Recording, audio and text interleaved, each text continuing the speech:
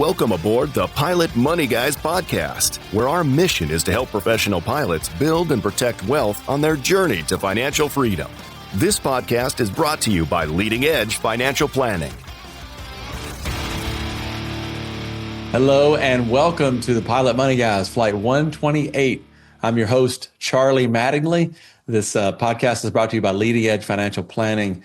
And the mission of our podcast here, as I've said before, is just to deliver actionable ideas, simplify the complex, and cut through financial noise, all to help build a mindset for financial and life success. And today is especially one that will help all of us understand what it takes to really be successful in the world of money, finance, and make you to be more prosperous and enjoy the ride along the way and stress a lot less about money matters as well. So today, my special guest I'm excited about, his name is Jason Moore. He is a certified financial planner and a certified financial therapist. We talk about what that means during the show as well, which is very interesting. He has 2 decades of experience in the financial planning profession, blending technical expertise and deep insight into financial psychology.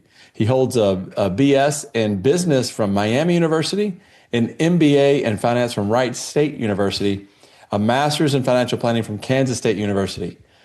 Jason, for more than 10 years, has served as a college finance professor, shaping the next generation of planners while publishing 2 books and launching a new podcast called Money Mixology.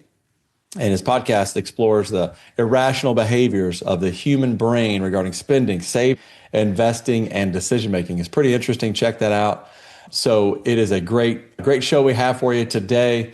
Very excited about what we're going to cover today. In fact, we're going to talk about a lot of things that lead to success in our money matters, in our money life. But first, there's an interesting couple articles in Aero Crew News I wanted to highlight, one of which talked about Spirit Airlines calling back their furloughed pilots. So that's something we get excited about and cheer for that, because we know some folks there. We want them to be back at work at their airline. So we're excited about that. And while you're there, check out the articles that we published in the financial section. The last 2 articles were by one of our planners, Nolan Clark, certified financial planner, and Brenda Hill. So check those out. We publish in that magazine, online magazine, Aero Crew News, every month as well. It's a great article, great newsletter as well. So check it out. So today we're going to talk about why sometimes successful people, in our case, successful pilots, sometimes they have hidden blind spots when it comes to money. Why do type A successful people have occasional blind spots? Now, we all do, and we're going to talk about how to fix it. We're going to talk about some things that we might be more susceptible to in the world of the airline pilot profession. Behavioral finance traps. These are the behavioral biases that we'll talk to in depth as well, that we're all subject to, regardless of your profession, regardless of what you do, and what to do about it. We'll talk about some industry-specific challenges that we'll all face as pilots and what we can do about that. And what I like the most is how to use some of the pilot skills that we already know, such as checklist management, systems management, working as a team, some of those things that we already do. How can they translate to helping us to be more successful with our money, with our finances, investments, and eventually, of course, retirement? Enjoy the show. We're glad to have you. Jason, thank you so much for joining us today on the Pilot Money Guys. Thanks for taking the time out of your schedule. I'm excited about our talk today. I'm excited what you bring to the podcast as far as your knowledge of financial planning. We're going to talk about all your background activities that you have going on, but you're also a certified financial therapist. We'll talk to that in a minute. But Jason, what's the latest in your world, man? You got a lot going on. You're teaching college courses. You're a college professor. You've written a couple of books. I think you mentioned radio show. Man. Yeah, it's been a lot. So first of all, thanks for having me on. I think the more we can get the information out, I think is good for everyone, right? And I love these shows that have more of a specific audience. I think it's really interesting to be able to target in on some of these things. So yeah, I mean, my world is a little chaotic right now. So I do have a full-time job that actually has nothing to do with money. I'm essentially work for a company contracted by the state of Ohio. We oversee schools. So, and I kind of run that company, and we've got employees all over the state. So I'm really steeped in the K-12 education space most of the time. But I also have 25 years of being a financial planner. I have my CFP, as you mentioned. I have my CFT, which is the financial therapy side. And I do have a book published. Well, I have two, but one of them specific to finance that is more of the psychology of money type of thing. And then, yeah, we do have the podcast. You can kind of see the logo behind me.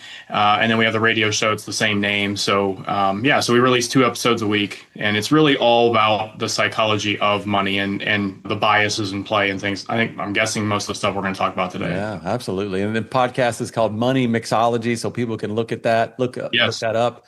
Yeah. Wherever they get podcasts. Yeah, we do a talking head like what you're looking at here once a week. That one goes out on it's YouTube, Spotify, and iTunes. And then we have the radio show, which is audio only once a week. Yeah. And I love this topic. That's why I'm excited about you being on today, because I think oftentimes, Jason, the keys to success in our financial world with our finances are different than what we're told they are. I think we're told that, hey, you got to pick good stocks, you got to do this, you got to do that. But really, man, it's amazing how much mindset comes into play, and mindset's psychology and habits and all those things that we'll talk about today. So I'm excited about that. Absolutely. Yeah. I'm right up my alley. Behavior is how you build wealth. It's not knowledge. So that's the truth, man. And I think and I'm looking forward to dispelling some of those misconceptions today. But, first we were talking before we hit the record button about your designation, the certified financial therapist. And I've read some of the material, that goes into that, very little, skimmed the surface. You've gone through the whole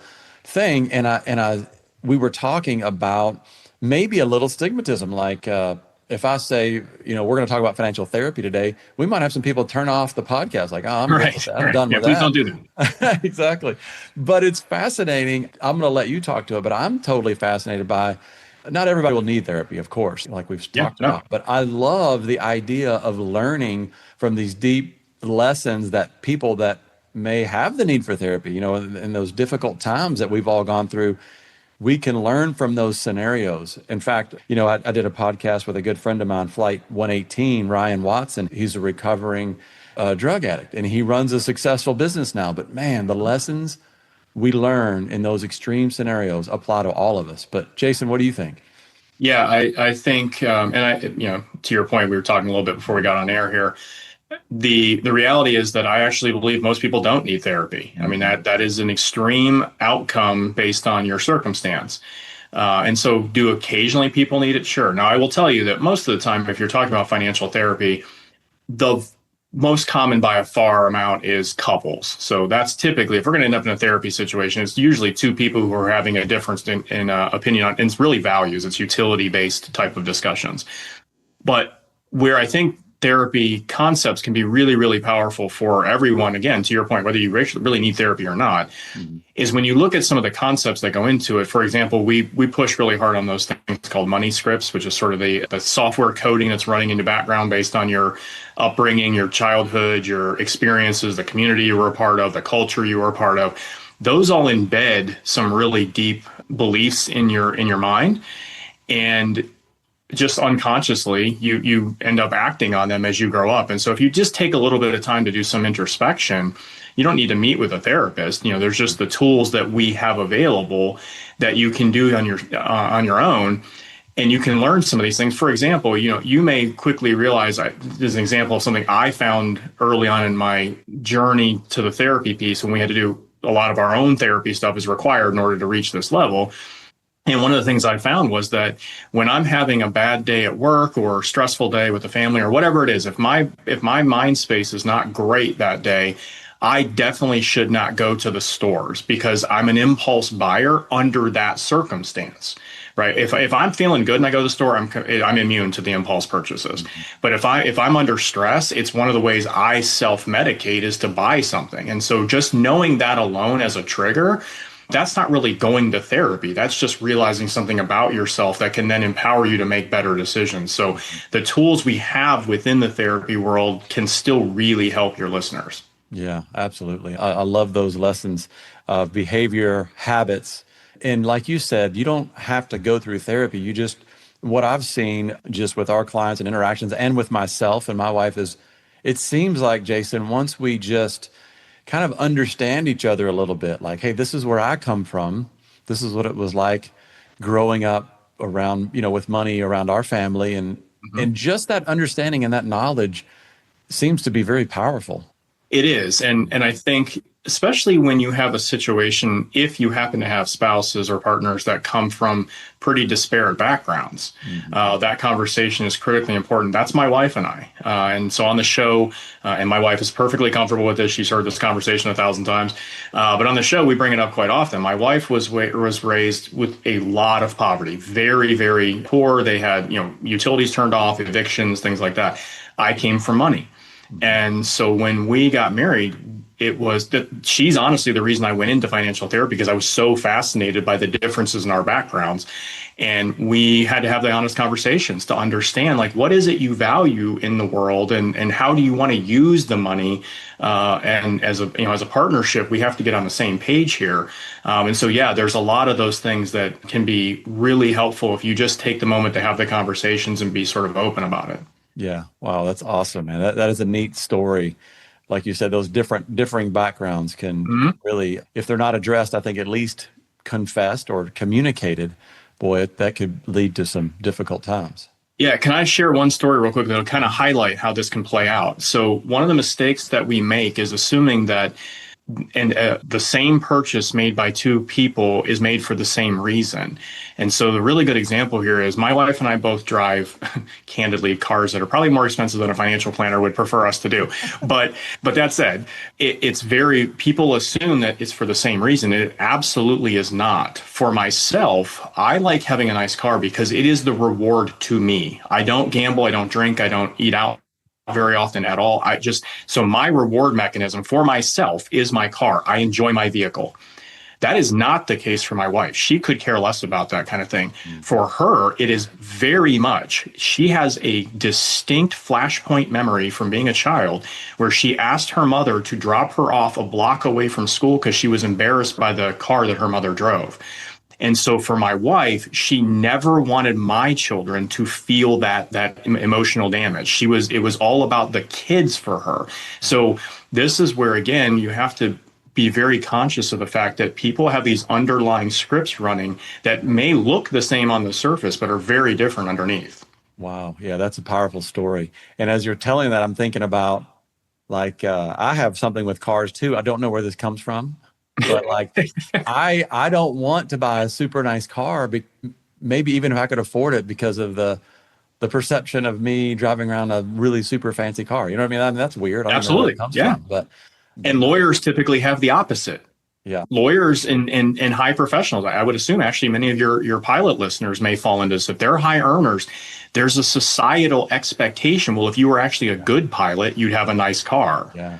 And it's like, what? Those two things are not associated at all, but we feel like they are. I mean, if you saw your lawyer pull up in a 15-year-old minivan, you'd be like, I don't know if I got the right lawyer here, right?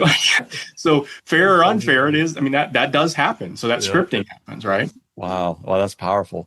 Well, I'll tell you what, man, this is good stuff. Let's jump into a little bit more of this. And I was talking just more about framing, like, why do successful pilots sometimes struggle? How can we fix it? What are the behaviors, habits, mindset that really drive our financial success? Because as we started, I kind of mentioned, it seems like to me, we all kind of grow up, quote unquote, with this idea. When people call us, Jason, to get, let's say, to potentially hire us, they talk immediately about maybe investment performance. So we've kind of been trained to think like that's where the success lies. Now, clearly that's an very important aspect of what we do, but nonetheless, what we're going to talk about today are so many other things. So, our pilot audience is very disciplined. They're professionals, they're high achievers.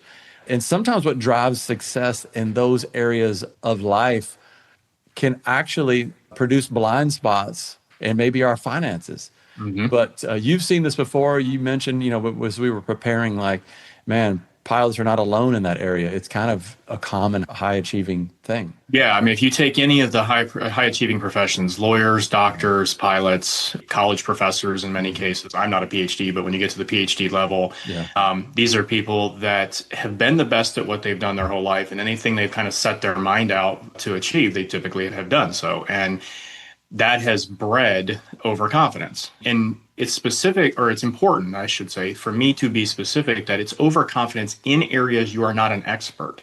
So it's okay within reason to have confidence in your own skill set, right? Your own abilities within your field of expertise. That's a good thing in most cases. Still probably don't want to be overconfident, but we want to have confidence in what we do.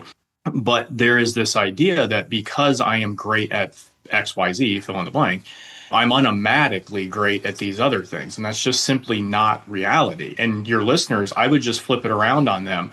I have been in the financial planning space for 25 years, something like that. I've been a CFP, a CFT. I have multiple master's degrees in finance. I teach at the university. I've done pretty much everything you can do in the financial planning space. And yet they wouldn't let me fly their plane. And so the opposite is also true. You might be the best pilot in the world. I mean, you might be Tom Cruise from Top Gun, but I'm not letting you mess with my 401k, right? So I think that's the high achievers have to understand. And what I will say is that most of them, when they take a step back, most professionals of any ilk tend to trust other professionals, right? Because they understand what it took to get to that level. So I tend to be myself. Like when I go to the doctor, hey, if the doctor says this is what we do, this is what we do. You're the medical professional. So I do have a high trust level in other professionals. Once they accept that and they recognize that, they're usually pretty good clients because they understand I should put my faith in the professional. Where they can stumble or get into trouble is a little bit of what we call the authority bias. So they will view other pilots as also being experts in fields they're also not qualified to be in. And so, their buddy who's been a pilot for 15 years, they've known him. This is a super smart guy. I trust Jim. He's a great guy. And he says I should invest in this product. And you're like, but what is Jim's background in investing? That's not his background. He's a pilot. So overconfidence often also kind of interplays with, again, what we call the authority bias. Yeah, absolutely. And it's amazing, some of our pilots, and of course, I was a pilot for a while, and I started this business when I was flying, Jason, and I knew this, they're like, oh, great, a pilot and in financial advice. It's kind of a well-known, stay away from that. So I knew I had to get, the highest credentials I possibly could. But nonetheless, the amazing thing, Jason, too, is there are some things in the flying world that directly relate to actually being successful in the investing world. Like to be a great pilot, you have to have a sense of that confidence and humility together.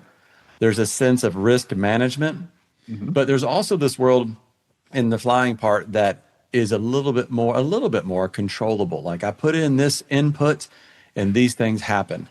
Whereas I think sometimes like that gets us into trouble on the investing side, because sometimes on the investing side, we don't know if it's luck, skill, all of those things come into play. And sometimes, like you said, that overconfidence and authority bias can get us in trouble on the financial planning side, where it can be beneficial on the flying side. So those are some skills transfer, some don't, I think, quite frankly. Oh, for sure. Yeah, I think a lot of your, you had mentioned like the checklists and some of the procedures that a pilot will take. Yeah, but I would say that also, even in those circumstances, right, the best pilots understand I've done everything I can before I take this plane off the ground. But once I get in the air, there are still things that are outside of my control. And, I'm going to do everything I can to minimize those risks. And so, you are still taking I don't know what the exact numbers are, thousands of pound metal machine and putting it in the air, right? So there is still some risk inherent in that. And I think what you have learned as an expert is the best ways to mitigate that risk, right? To put procedures and strategies in place to minimize that. That's the same thing you and I do when we're doing people's financial plans. The last few months is a perfect example, totally ignoring politics, not going anywhere near that, just as a pure factual statement. None of us thought a war in Iran was going to happen 3 months ago, right? And so you can be doing everything in your power, putting your 20% away for retirement and putting money in your kids' college. You can be doing all the steps that you and I would ask them to do. And yet there is still risk inherent in the stock market. So that is a very apt thing that we have to understand. We're mitigating it as much as we can. That's the behavior side. But ultimately, we are still at the whims of sort of the rising and lowering tide that can happen. Yeah, absolutely. Yeah. So, Jason, let's get into some nitty gritty things, Yeah. and how someone can maybe some habits, some mindsets that are important.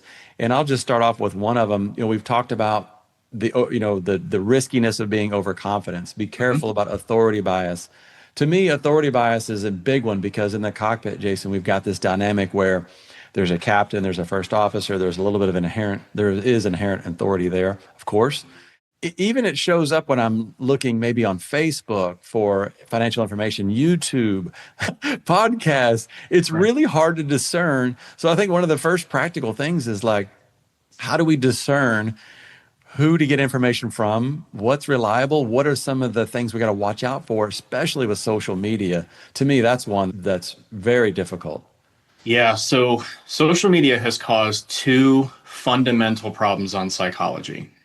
Setting aside all the children stuff, I'm not talking about that. Yeah. For professionals, the first one is the expansion of our comparison data. So it used to be if the neighborhood I lived in was who I compared myself to, right? It was keeping up with the Jones problem. It's always been a problem, but there's a relative scale to that. All my houses in the neighborhood are relatively the same price. We're probably in the relatively same income spectrum. So I'm comparing myself to, in a moderate sense, my peers. Well, that's no longer the case, right? Social media now has a pilot comparing themselves to people who we really probably should not be for a variety of reasons. So I think that's an issue. The second one is just bad information. Social media is just stock full of bad information. You're absolutely right there. Some of the stuff out there is just completely nonsensical. I think that in terms of overcoming that, there has to be some process of delineating who the true professionals are. And in our field, fortunately, there are some steps you can take really clearly. I mean, the first and foremost is go to cfp.net and do a search of CFPs that live around you, or if you're trying to find information from somebody. I mean, do I think that there are good planners that are not CFPs? Yeah, absolutely. There are good planners out there that are not a CFP. But it would be hard to know that without a personal reference or something like that. The CFP is our industry standard. And is it perfect? Probably not. But it is the way of at least saying this person has met minimum requirements. And I'm not sure if your listeners know, but I mean, it's extensive education requirements, 6,000 hours of experience. We always talk about flight experience. I'm sure you guys had to log flight hours. It's those kind of things that at least this person has a baseline knowledge of what they're talking about. They're not just a life insurance salesman who started 3 weeks ago. And so I think that's really important. But I'll also say that this dovetails into one of the big concerns, bringing back that authority bias. As a pilot, you still want to have a decent amount of comfort and understanding about any product you are going to be asked to go into. And so we have to be careful with too much authority bias, because if you give all the power to even a CFP, I mean, to anyone, if you give all the power to a planner and you have no idea the products or the investments that their person's recommending to you, that's a problem because you don't have any way to check it. You have no way to verify it, no way to have confidence in what's happening. So this is one of the reasons that I don't like people to go into these, what I would consider to be more sophisticated, more advanced investment styles and stuff. Because like I have friends that are fairly wealthy and they're like, I want to get into a hedge fund. I'm like, what's a hedge fund? They have absolutely no idea what a hedge fund is. They're just like, well, it sounds good. And you're like, no, that's terrible. Never do something you just don't know what it is, right? We've had the crypto boom, right? And I go, okay, what is crypto? They can't understand. They can't explain it. They have no idea what it is. And so that's really dangerous because you're relying completely on someone else's authority, and that can get you into trouble. And so, for your pilot listeners, you should trust but verify. Yeah. Right? Trust the experts, but verify and be comfortable with what they're even talking about. Absolutely. I love that. It's good. And, one thing on the social media stuff, and that is it becomes an echo chamber. These algorithms know you. It's really scary. And so they feed you what you want to hear, what you agree with, because it's hard to pay. Nobody goes to social media to find stuff they don't agree with. Probably should do that more, maybe. But right. But the other thing that I love what you talked about, Jason, was establishing this foundation so that you can properly vet and you can trust and verify. To me, it comes down to some practical advice of you got to read some books. Like my daughter's boyfriend loves he loves stock investing. He's getting kind of excited. He's an early, young 20 something guy. But I'm like, hey, dude, you have to read some fundamental books in order to know when you go on YouTube, is it garbage or not? Hmm. And I think, just on the topic that we're talking about, the psychology of money is a great foundational book. Anything by William Bernstein is a really good book, I think, for investors to establish that foundation. And then you can discern possibly on YouTube what might be useful to you and what is garbage. Yeah, you want the smell test, Yeah. right?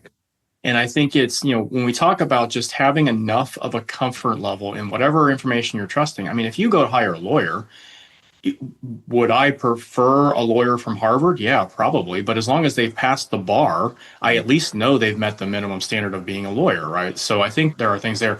Yeah, you mentioned the books. While I enjoy my own material, I am certainly not the big dog in this field. That's Morgan Housel. So it's Psychology of Money. I mean, it's the most famous book in the field, and Morgan's great.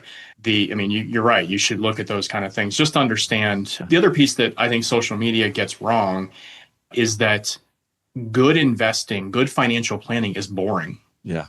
And that doesn't sell on social media, right? They want clicks, they want likes, they want outrage, and that's not how you invest. That's not what investing is. Investing is watching grass grow, right? And throwing fertilizer on it occasionally. Right. So that, I think that's another issue that social media just inherently has baked into the equation. You nailed it. Yeah. So use caution there. Lesson there is you got to put in the work to read some books, just like, we did when we were in pilot training.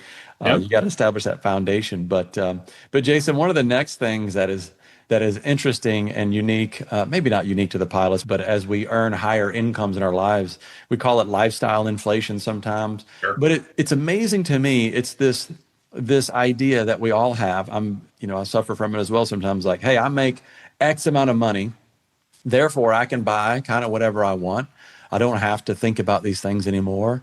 And sometimes that gets us into trouble. Now, it's okay, of course, when you get a raise to enjoy that and enjoy that raise, and lifestyle can come up a bit. But sometimes there's that mentality of like, man, I make X amount. I don't have to keep track. And boy, it will go fast. And we see a lot of people spending a lot. And then all of a sudden, we're a high income earner and we're in trouble either with you're not saving enough, credit card debt, et cetera. So that's an interesting one too. Yeah. So it's one of the key lessons when I teach at the university. One of the courses I teach, most of the courses in the CFP track, but one of my key courses I teach is personal finance just for like any major. And one of my most important comments I make to them is becoming wealthy is about processes. If you can't control $10, you can't control 10,000. Because there is no difference. There's no difference in those two things. They're just numbers on a page. And so you have to learn early on in your career the importance of what the concept is called utility when you get into the psychology side, which is basically the value that you place on an experience, an item, a product, whatever it is. It's not the dollar figure. It's the value you place on it. And where a lot of high earners get themselves into trouble, this, and pilots would be included, and this is every high earner, myself included, I'm not immune, is that we begin to value based on what other people think as opposed to what we like. So the question I get asked a lot on these shows is, what's the best use of money and the worst use of money? And the best use, I think, could be debated. There's probably a lot of answers out there. But the worst use is, without a question, spending money on stuff other people care about. That's the worst use of money. And so, but that's what a lot of us do. And you mentioned the car thing, right? There's a lot of people who buy cars because they're supposed to. Well, that's a terrible reason. Yeah. And so I think my advice to your listeners would be to do a true utility analysis. And what I mean by that is looking at your spending and saying, what is it I actually value? What are the things that are important to me? And being okay with that. Mm-hmm. You may not be perfect within every category according to what you and I would tell them as a planner, right? Like we have percentages for every budget category you could possibly imagine. I mean, it's how much should a family spend on dog food? And you're like, oh, I'll go find that data for you. But if you're somebody who genuinely enjoys nice clothes, okay, that's fine. Then what don't you value as much that we can adjust on the other side? But when you start doing these things because you feel like somebody else they're not even people, just society in general values you, in a certain way, that's a really bad way of doing it. The other piece that you may have heard, this become really popular on social media, is the spotlight syndrome, where we all believe other people care about us far more than they do. And pay attention to us. Like, I got a new car. I know everybody noticed it. And people are like, you got a new car? I didn't see that. Like, they don't care or know. They have a haircut thing. Oh, look at my haircut. And they're like, you got a haircut?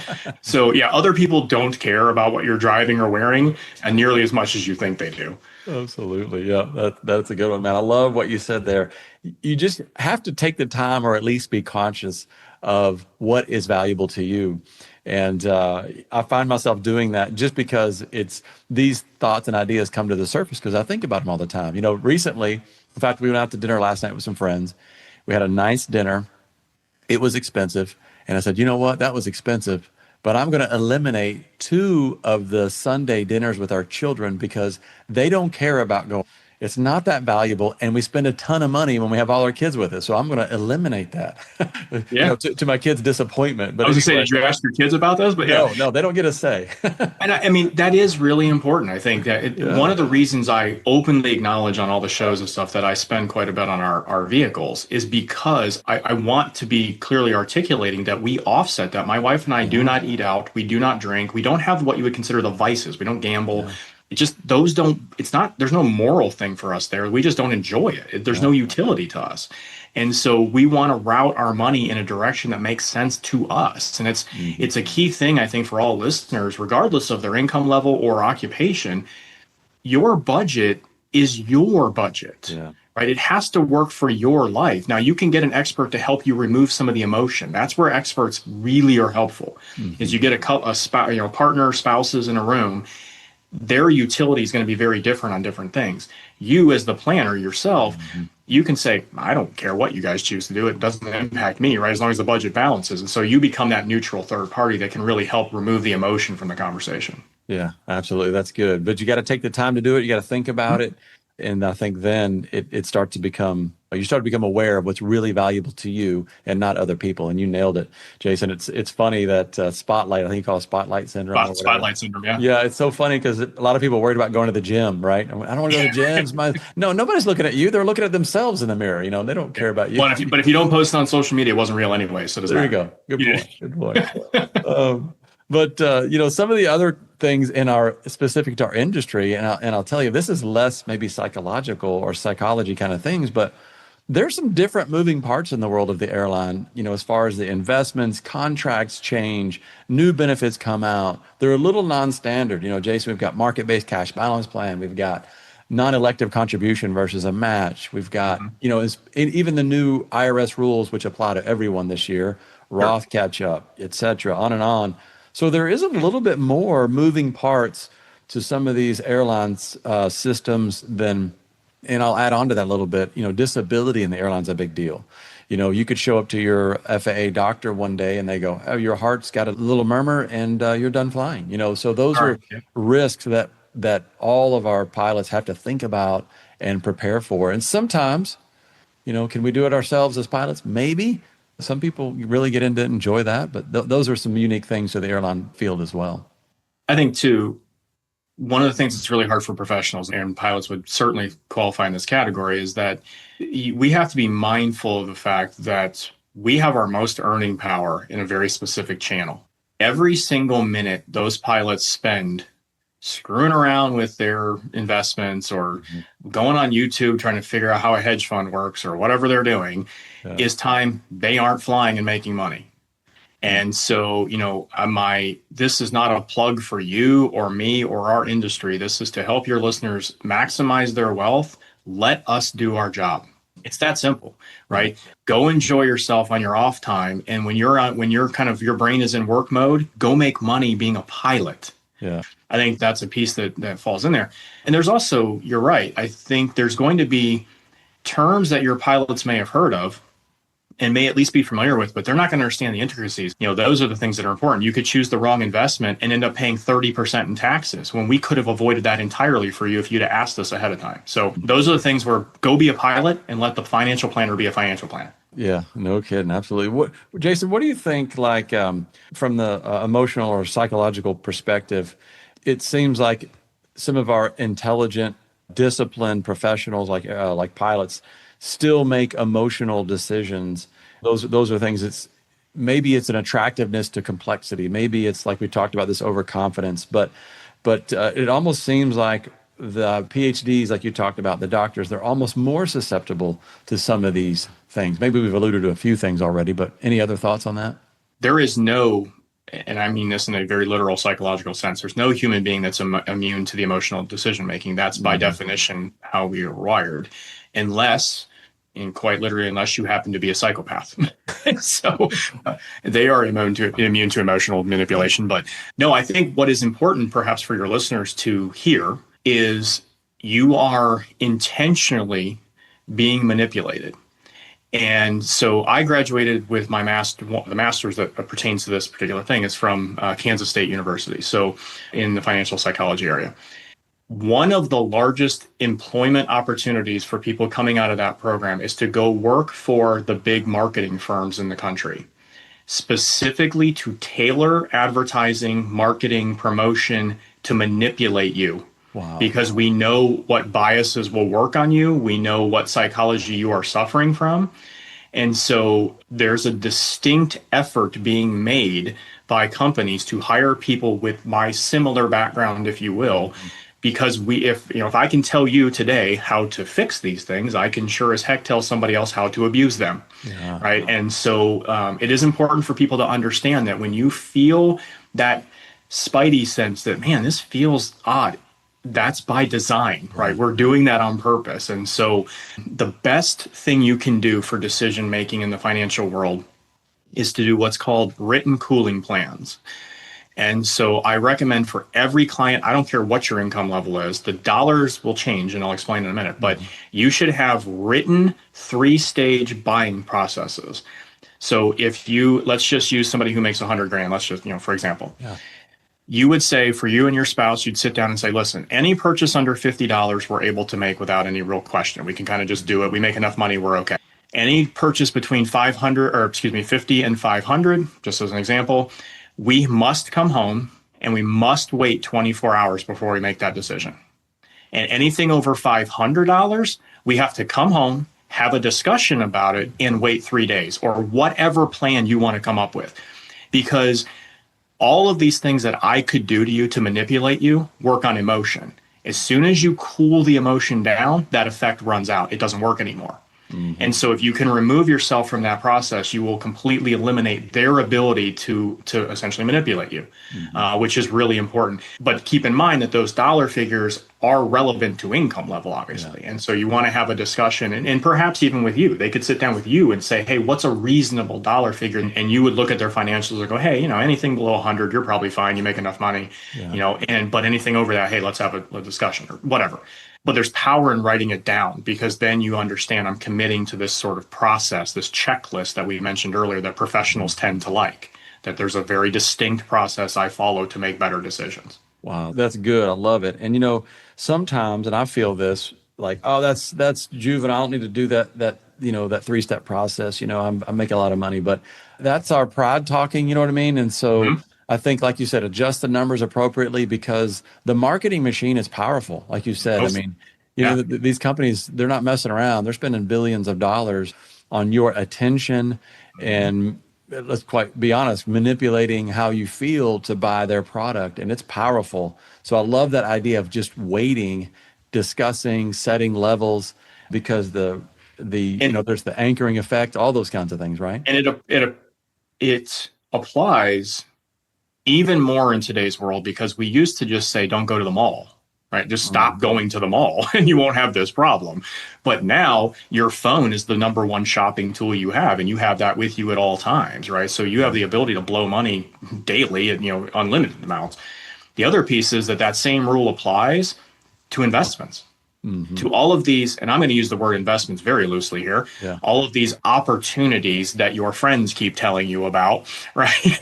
And so have a set amount of rules for yourself on those as well. Hey, if my buddy wants me to, I don't even know what the good example would be in this case, but my buddy wants me to invest in this opportunity and it's going to be 1,000 or less. Like my financial planner said, okay, that's okay, right? You can do one of those every 6 months or something without too much of a hassle. But it's more than that. You got to take a step back. You got to wait 3 days and you got to call me, right? That's your rules. Those are your operating rules, because that way you sort of, again, you're going to remove the emotion. You start talking to your friend at the club or at the gym if you're working out and stuff, and they're all excited about this opportunity. That emotion will infect you. I mean, we are social creatures. You step back and then you go, no, that's really dumb. I don't want to do that at all. The pet rock is a terrible idea. I don't want to invest in that or whatever. So Absolutely, man. I love it. Yeah. Just acknowledging the power of those emotions, that social pressure, the marketing genius behind some of these companies, and acknowledging that is huge. But, a few more concrete steps as we wrap up today. We talked about all these psychological things that we're subject to. The awareness is hugely important. Communicating, if you're, in a marriage or whatever, understanding each other's money tapes, money history, as we've said. There's a couple real practical things in addition to what you just said. One of them is, like I said earlier, some of the things that we do in the world of flying actually do translate pretty well. Like, have a checklist mentality, automate some of these things, automate your savings, automate, the annual reviews, coordinate with your team like you do in the airplane. Any thoughts to add on that, Jason, those steps? yeah, two specific things. Gratuitous plug. The second episode of my podcast was automation, because it is the most powerful tool you can have in finance. A lot of the decisions that we make in the financial world are not particularly fun, because, if somebody makes $100 and I say, give me 20 of that, and they don't like that. And if you have to do that every single Friday, you're just going to not do it at some point. You're going to skip every once in a while. So automate as much as you possibly can in your financial world, to the nth degree that you can. Try to automate your world. It'll make it a lot easier psychologically, just be, more emotionally comfortable. I also really like your idea of the team. I mean, when you talk about pilots, the pilot is not I understand they do their pre-flight inspections. I'm at least vaguely aware of those kind of things. I have flown a few times, but they're not the one putting the bags on the plane. I mean, everybody has a role to play in making a flight go off without a hitch. The pilot has a specific goal, or a specific role, but they don't do the other stuff. And that is the same thing with your financial life. You have a role. You absolutely, as the pilot, you have an important role. This is one of the things that they're not turning their whole financial world over to you, Charlie, right? Like they have to, the goals are theirs, the time horizon is theirs, all of these things are theirs. You are the coordinator. And so they still have to be involved, but they also then have to get out of the way when it's time for you to do your job. So, trust your team, hire the best team, find the best team and then hire them, and then get out of the way, and, try to let them do what they do. Yeah, absolutely. The latest contracts, Jason, the big airlines, 2023, 2024, their contracts were phenomenal. And so a lot of our pilots are bringing in more money into their family than most small businesses. And so, I tell people that I'm like, hey, a small business has a team and they treat it very professionally. And so you should too, because the income that our pilots are making now is tremendous, which is a good thing, but it takes special attention. Yeah. And they have probably slid into that small portion of the population where defense is becoming more important than offense. So in the financial world, offense is going and making it, and defense is not giving it to Uncle Sam. Yeah, there you go.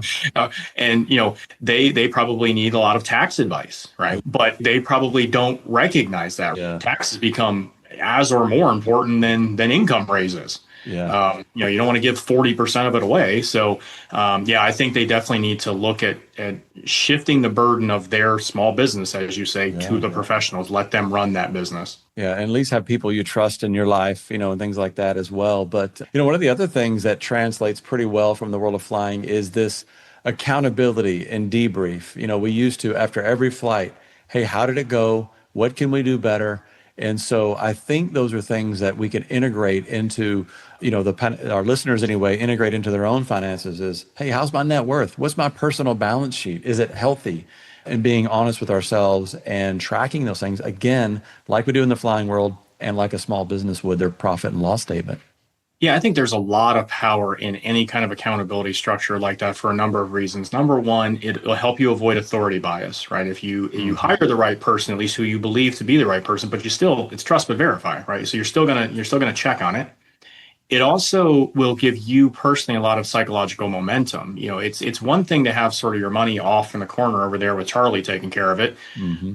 But when you're tracking it and paying attention and watching it, you're seeing it grow. You're like, hey, this is working, right? This is what we're saying is working. It's going in the right direction. That's good. Let's keep doing it or do more. So I think there's a lot of psychological momentum there as well. I mean, the reality is these are professionals who are used to having a structured life. That's how they got where they are. Mm-hmm. And so there's no reason to just give up the structure when it comes to your finances. Absolutely. Yeah. Well, that's awesome. And I love the things that we're talking about today. I'll just rehash a couple of them. At first we talked about just being aware of these our emotional biases. We talked about overconfidence. We talked about, a couple others that are important. Being aware is huge. I loved it when you said, hey, take the time to know your own, what's important to you on the spending. For me, taking all of our kids and our crew out spending, they don't care if we're eating peanut butter jelly sandwiches at home or going to, something a little nicer. So we eliminate that because it's not valuable to our family. Maybe something else is. So what's valuable to you? Take the time to think about that. Take the time to do some of the practical things you talked about. When can you have permission to spend? When should you take a pause and or communicate it? That's huge. So I love it. Integrating some of these practical things that pilots do in the cockpit, habits, automation, debriefing, tracking net worth. The healthy balance sheet to me is something that gets overlooked a little bit for fancier, more complex solutions, that are sometimes less effective. So I love those things that we're going over. Yeah, I mean, my last piece that I would just sort of throw out there for your listeners is just to really genuinely highlight the fact that becoming wealthy in the United States is not a knowledge game. It's a behavior game. It's about behavior and habits. If you develop those, and the example I always use, my two sons that are in college, they understand investments and finance pretty well. Obviously, their dad's a planner, and so they have a little more information. If they put 20% of their paycheck away right now, starting now until they retire, and their buddy, who doesn't know anything about finance and is a complete numbnuts, if he puts 20% of his paycheck away in 30 years, he's also going to retire wealthy, right? Because it was the process, it was the behavior, it was the habit that actually generated the wealth. It wasn't knowing the magic cure of how fast is Tesla going to grow? What's the PE of Ford? Who cares?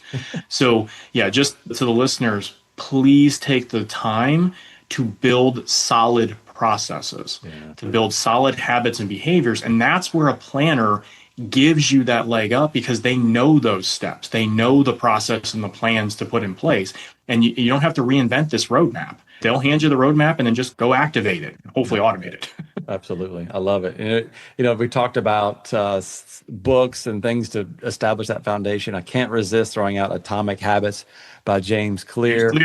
Even though it's a mostly non-financial, it's exactly what you just said. Set the environment. But Jason, that's awesome. And I love that last point you made. And speaking of books, can you finish us off? The name of your book, where can people connect with you if they want to learn more about what you've got a lot of stuff going on.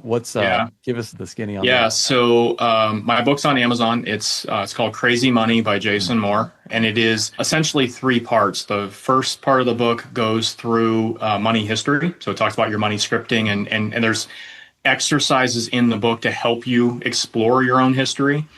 The middle 19 chapters are what I call brain games, where these biases that we spoke of, I give you examples and prove to you how broken your brain is, and then talk you through how to fix it, basically, or to overcome it. And then the last part is a very short section on what I think are best practices in your own personal finance. And it's really what we talked about. It's the very basic stuff of automating and budgeting and things like that. So, it's been out there.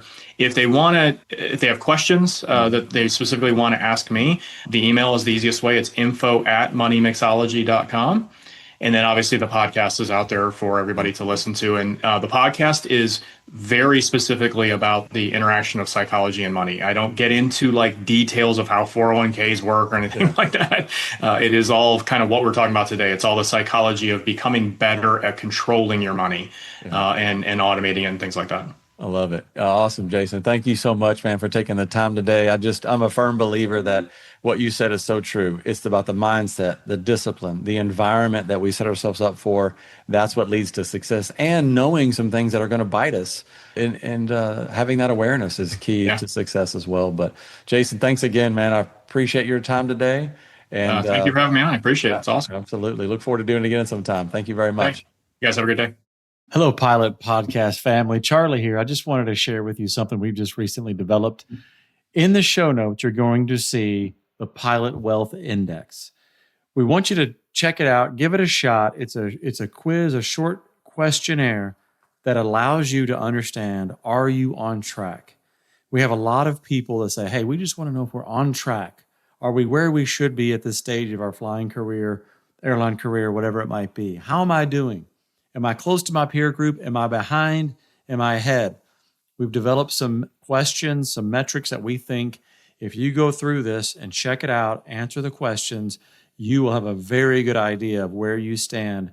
We developed the questions that give an indication of, are you doing the right things you need to do to be prepared for an eventual retirement, and that one that can be profitable for you. So check it out in the show notes, the Leading Edge Pilot Wealth Index. We hope you give it a shot. If you have any questions at all, reach out. Happy to help. Charlie at leadingedgeplanning.com. Again, that's Charlie at leadingedgeplanning.com. You can call or text me on my cell, 865-328-4969. Thank you very much. Thank you for listening to the Pilot Money Guys podcast. Please subscribe, rate, and review on iTunes or wherever you listen. We are grateful for your reviews because they encourage others to listen in. Visit leadingedgeplanning.com to learn more and subscribe to our newsletter. Leading Edge Financial Planning, LLC, LEFP, is a registered investment advisor. Advisory services are only offered to clients or prospective clients where LEFP and its representatives are properly licensed or exempt from licensure. For additional information, please visit our website at www.leadingedgeplanning.com. The information provided is for educational and informational purposes only and does not constitute investment advice, and it should not be relied on as such. It should not be considered a solicitation to buy or an offer to sell a security. It does not take into account any investor's particular investment objectives, strategies, tax status, or investment horizon. You should consult your attorney or tax advisor. The views expressed in this commentary are subject to change based on market and other conditions. These documents may contain certain statements that may be deemed forward-looking statements. Please note that any such statements are not guarantees of any future performance, and actual results or developments may differ materially from those projected. Any projections, market outlooks, or estimates are based upon certain assumptions and should not be construed as indicative of actual events that will occur. All information has been obtained from sources believed to be reliable, but its accuracy is not guaranteed. There is no representation or warranty as to the current accuracy, reliability, or completeness of, nor liability for, decisions based on such information, and it should not be relied on as such.